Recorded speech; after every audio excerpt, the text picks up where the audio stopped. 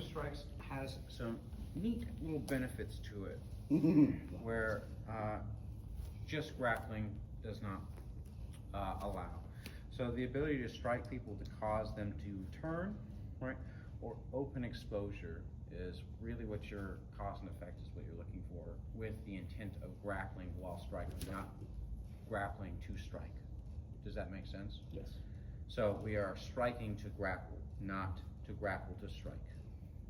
Tracking? Yes. Okay. So what we're looking to do is when we are striking, to open up certain avenues for us to do so. Can I use you, sir? He's like again.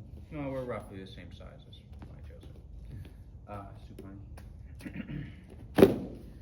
So, just like if we were passing the guard, right?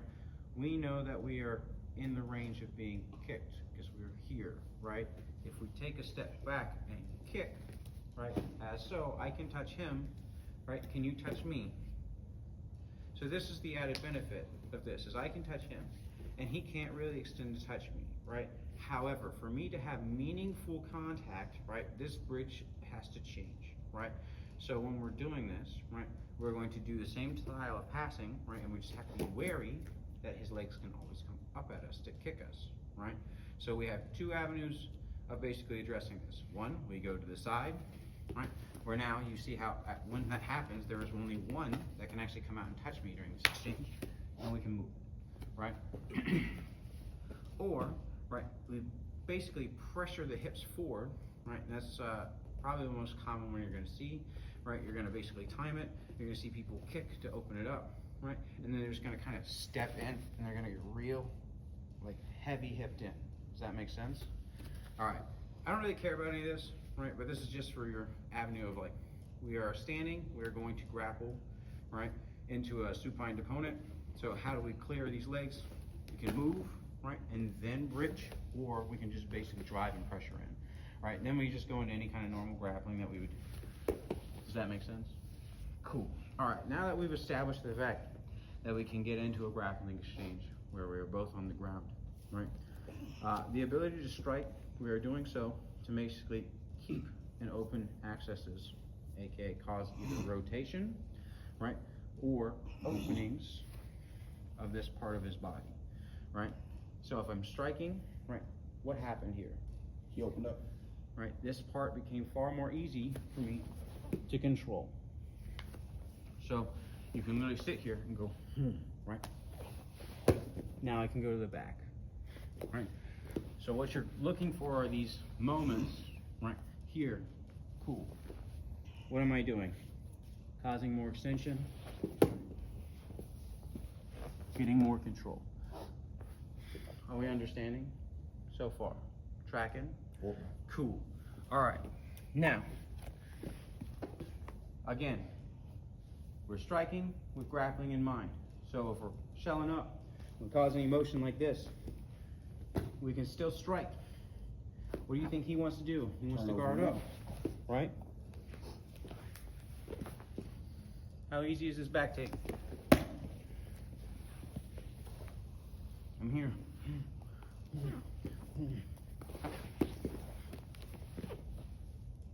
Are we tracking? We want people to expose these elbows to us, right? They're going to do so when they're trying to block and protect themselves because they're going to open up this space. If they're like this, this is when we punch people. If they're like this is a great time to grapple. Make sense? Yes, sir. All right, go play. So we can see how removing limbs, right, from being able to connect to us, can you connect to me very well, right? His ability to connect to me is limited because we have space. And as soon as his hands leave, right, his body, this is the time where I'm going to start to engage in grappling, right? So if I'm here and he comes to come up to me or any of that, you see how his hands left? Boom. Easy time to engage in grappling. If his hands stay connected to his body and he's shelled up, this is when I'm going to beat the shit out of him. Does that make sense? Especially those liver shots, right? Right? So I'm looking to cause an effect here, right? He doesn't want to get hit, so he's either going to turn away, he's going to come up. There will be movement that happens, right? So there's the cause that we need to think about in our entire brain while we're doing this, right? So if I'm here and I'm like, I want him to shell up, right? What happened? He covered himself up. Now I get better positioning, right? Now I need his hands to come away, right? I start to beat him up, right? What does he do? He turns. He extended his hand. Does that make sense? His hands are away from his body.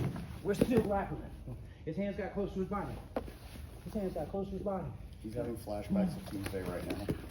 Does that make sense? Anytime that these hands get close to the body, that's when we're going to air quote strike, right? Anytime that they are extended, that's when we want to get into the grappling exchange. I don't care how y'all do it. Play around with this. Questions? Cool, go play. All right, so y'all see that I keep starting from the leg drag position, right? Where I'm basically just sitting in like this, right? I'm pinning him to the floor. I have the ability to hit if I choose to do so. This position is great when you can throw strikes, right? Less dominant in my personal opinion when you can't. Still very good, right? But less dominant when you can't throw strikes. When you can throw strikes, this is either I want the top position, right? And I can force the top position into mount, or I want the back position and I can force that position. There's nothing he can do in this position to stop me from getting either or, right? If I choose to do so. If he chooses to extend right here and I can strike, right? I'm still coming into the top positioning. Does that make sense? If he chooses to turn away hard, to try to turtle, I'm still getting the back positioning. The leg drag position is very powerful when you can punch people. Now, that being said, what we're going to do is the same things we were just talking about. How we're trying to get these elbows, right, to expose themselves in this space, right? So when we punch, they shell up, right? And we can literally take our hand and push the elbow, right? If we want to connect in there, to go for that arm triangle that we were just talking about, we literally just throw our hand in. We're here, right? Have them shell up. Push the hand, shove the hand in. Flatten, connect, flatten, connect. Just drive the elbow, and then go. Hey. Make sense? No different than any head and arm choke. Okay? So we're seeing that, right? We can't get that space. We even push, right? And they start turning harder, right? Cool. You can gift wrap. You can go straight to the back. Go straight to the choke. Your choice. I don't really care. Once this space is offered up to you, all you have to do is lay on it. You see how I fall into the back position? There's nothing here to stop me. If the elbow is there, and I do this, and he turns, I have now succeeded in this, right? So the elbow is the important part here. I'm looking for that elbow to go away, so I get this back exposure. You can do this however you would like. I don't really care, right? And I want you to fill in that space. If you choose to gift wrap them, aka grabbing their elbow, right, keeping that elbow control, so you can travel on that plane freely, then do so. Does that make sense? So I want you to work the arm triangle. I want you to work the back take from there. Tracking? Cool. Yes, sir. All right, go play. I remember that. So we're here, right? We're doing the same general stuff that we've been doing, right? We are going to employ the strikes. Get the positioning, right? From here, right? If we have trouble, we're again going to strike, right? You see what he did? See how he can control and go into the crucifix position, right? From here, he goes to protect himself, right? Hammer lock. You see how all of this is still all about the elbows, right? Anytime his elbow leaves his body. Oh, does that make sense? His elbow leave his body. This is what we're looking for with the strikes. We'll do the same thing in mount, right? We're here, we're punching, right? He starts to shell up, boom. What happened to his elbow? Left his body, boom. That's a break, right? Because it can't go anywhere because of my body, right? We're here, we pinned it to the floor. We break it with our body. If I'm dropping, right? This is wrist, please don't actually do that to people. Right, all these things I'm just showing you, right? Because as soon as his elbows leave, like right there. What do we have? Tequila. We're looking for the moment that these elbows leave, right? Let's say we're much further down, right? Same rules apply. Boom, right? You see how his elbow is not touching his body? Does that make sense? Now, you see how I'm posting each time that I do this, and I'm kind of like trying to control my weight. If you overdo this, right, and you're like, I'm going to take this elbow, whee, your elbows will also leave your body, right? Where are my elbows? Away from your body. Away from my body, and we're grappling, right? What does that mean? Well, if he presses on my elbows or in any kind of form or fashion of where he can control this kind of center mass now, right? So, when you're attacking these positions,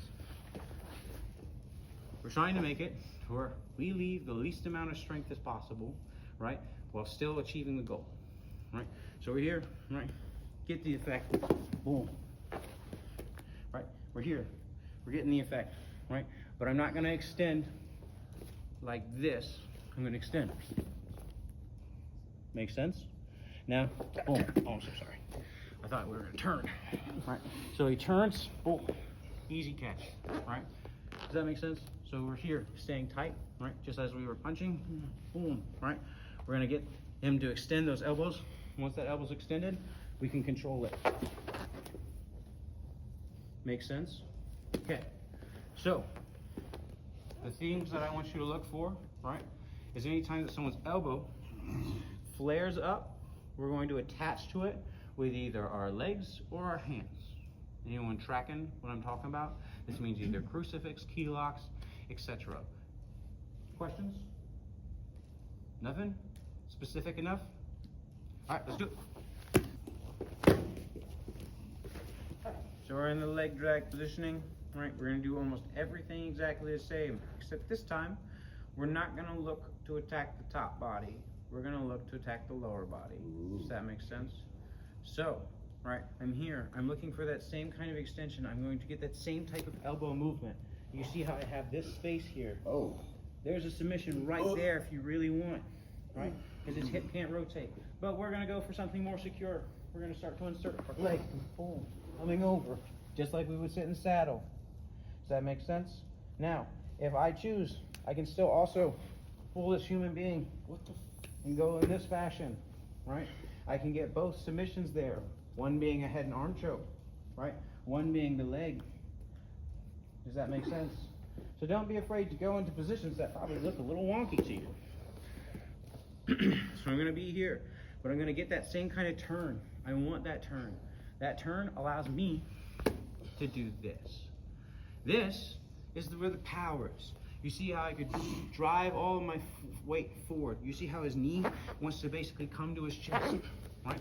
That motion is where this power is, right? If I wanted to float and step over, how easy is that, right? So, if this is there, and I do this, he can turn, he can flatten, he can do all kinds of stuff, right? And this is no longer powerful. Does that make sense? So we are looking for this space still, right? We want that turn. So when we get here, we can buy ourselves time to get to this space. Just like so. Does that make sense? Now, if you are less hesitant, or like you are more hesitant about stepping over, cool, then don't. Pin both legs, right? I put my foot over on the other leg. Now I'm just gonna spread. Oh, make sense? Now, if you still, you're like, oh, I don't like that. Put both your knees in between them, right? Spread them. You're very stable, you're not going anywhere, they're not gonna go nowhere either, because you're gonna be on top of them. What does that mean? We're here, right? We're looking for the submission, right? Boom, right? I don't feel like leaving this top positioning. Make sense? Now I want to submit him. I do a little bit of, sorry, you all right? Okay. Is on my hip? That's a good stretch. Right. I do a little bit of forward roll to flatten him back out, right? Because like this, he could try to thread up on the underside, right? But the more I roll him to the flat, the more this is going to stretch his hip. We'll do it very basic, like initial, right? So just come here, right? Get the turn, like so. right? Collapsing the space so he can't turn back. Step. Put both knees in, right? Spread your legs, right? And then from here, I start to drive him back flat. Does that make sense? Now, if you feel like you're not going to get the tap, walk your leg. You see how people try to grab my leg or any of that kind of nonsense? If he does so, he's going to regret the decision, because him to do so, go ahead and grab. Like over. However you'd like, actually. I think it would work. If you wanted to grab my leg. See how you want to press it away? Yeah. Right? Because if he grabs it, he's going to get really close, right? And I was really nice there, and I took the pressure off. Don't take the pressure off. You're going to rip their groin. Tracking? Okay. Because they are going to do this to themselves, right? And they're going to try to pull you in, right? And when they pull you in, they get their knee nice and close to their chest. Make sense? Okay. God almighty. So again, simple. We're going to get the arm, right? We're going to step. We're going to step and just a little drive. We'll keep that as the very basic leg entry. Not my favorite, but you know, you do you. Simple, works. Questions? All right, go play.